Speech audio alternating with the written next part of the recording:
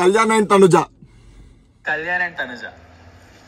Episode 31 గురించి మాట్లాడదాం. అందరు ఎమోషనల్ అయిపోయారు. నాకైతే నిజంగా మస్తు అంటే మస్తు బాగా అనిపించింది. ఎందుకు అంటే నేను నా పర్సనల్ లైఫ్ లో నేను కూడా హాస్టల్లో ఉన్నా. హాస్టల్లో ఉన్నప్పుడు ఏమైతుందంటే మన దగ్గర ఫోన్స్ ఉండవు. కాయిన్ బాక్స్ లాంటివి అంటే సాటర్డే సండే గానీ ఎవరొకరు వస్తారు వాళ్ళ ఫోన్ నుంచి మనం ఫోన్ చేసుకొని మాట్లాడుకుంటాం. కాకపోతే ఎప్పుడు కూడా మనం హాస్టల్లో ఉన్నప్పుడు 1 month 2 months 3 months ఇట్లా మనము ఎప్పుడు కూడా మాట్లాడకుండా ఉండలేదు మన పేరెంట్స్ తో. కానీ ఇక్కడ బిగ్ బాస్ ఇంట్లో ఏంటంటే ఫోన్ ఉండదు, టైం ఉండదు, బయట ప్రపంచంతో అసలు వాళ్ళకి ఏం తెలియదు. అలాంటి వాళ్ళు నిజంగా బాధపడుతున్నారు అంటే నేను ఒప్పుకుంటా. జెన్యూన్ ఎమోషన్ అది. అంతేగాని చాలా మంది బయట ట్రోల్స్ చేస్తున్నారు. వాళ్ళని చేయకండి. ఒకసారి మీకు కూడా ఫోన్ లేకుండా టైం లేకుండా ఇక్కడ బయటికి లేకుండా ఒకే దగ్గర ఉండండి. మీరు ఒక 1-2 months ఆటోమేటిక్ గా మీకు కూడా బాగా అనిపిస్తుంది. మన ఇంట్లో చూడాలనేసి మనకి కొట్టుకుంటూ ఉంటది. తనుజ అక్క ఏమైందక్క, మా ఇంట్లో నన్ను పిలుస్తారు అమ్ము కానీ నాకు ఇష్టం ఇమ్ము. వామ్మో నేను చెప్తా విను నీకు ఒకటి. మా ఇంట్లో నాకు పెడతారు పప్పు, నాకు ఇష్టం నీ ఏడుపు. తనుజ గారు కళ్యాణ్ అన్న ఏమైందన్న అంత సిగ్గుపడుతున్నావు తనుజ పేరు చెప్పి?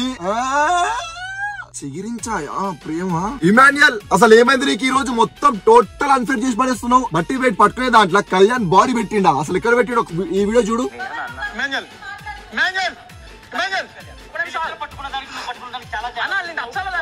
పెట్టిండా? ఇక్కడ కనిపించిందా? ఈ పొజిషన్ లో పెట్టిండన్నావు కదా, ఈ పొజిషన్ లో పెట్టిండా? క్లియర్ గట్టిగా చేతిలో పెట్టిండా? అయ్యా స్వామి అయినా అర్థమవుతుందా? ఎందుకు ఈ రోజు ఇట్లా అన్ఫేర్ చేస్తున్నావు? అందరిని ఇట్లా ఫౌల్ చేస్తున్నావు? అర్థం కావట్లేదు నాకైతే. పడేస్తున్నావు. నువ్వే బిగ్ బాస్ అనుకుంటున్నావు. రాగానే వరణి అన్న సూపర్ అని చెప్తున్నా కదా. నీకు షోల్డర్ పెయిన్ ఉన్నా కూడా పట్టుకున్నావు చూడు, లాస్ట్ వరకు ఉన్నావు చూడు. Crazy, super, excellent. నేను చెప్తున్నా కదా ఈ సీజన్ ఇమాన్యుయల్ లేకపోతే ఫన్ ఎంటర్టైన్మెంట్ అనే చాప్టరే ఉండదు. ఒకటి వీళ్ళిద్దరు బయటికి వెళ్ళినాక కూడా ఒకటి అంట.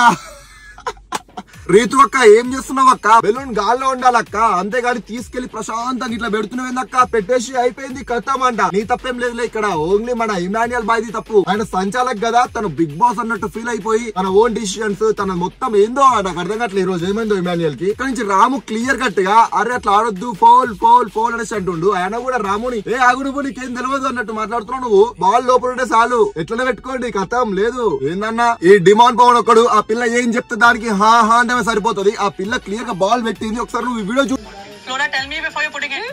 ఇప్పుడు ఏమంటావు? ఏందన్నా చూడకుండా మొత్తుకుంటావు అంతా. ఆ పిల్ల ఏమంటే అదా ఆగునా నీకు తెలియదు. ఓకే నానా ఇదేందో కొత్తగా మళ్ళా కొత్త చాప్టరా? నానా తట్టుకొని వస్తున్నాం ఇప్పుడు మీ ఇద్దరిది.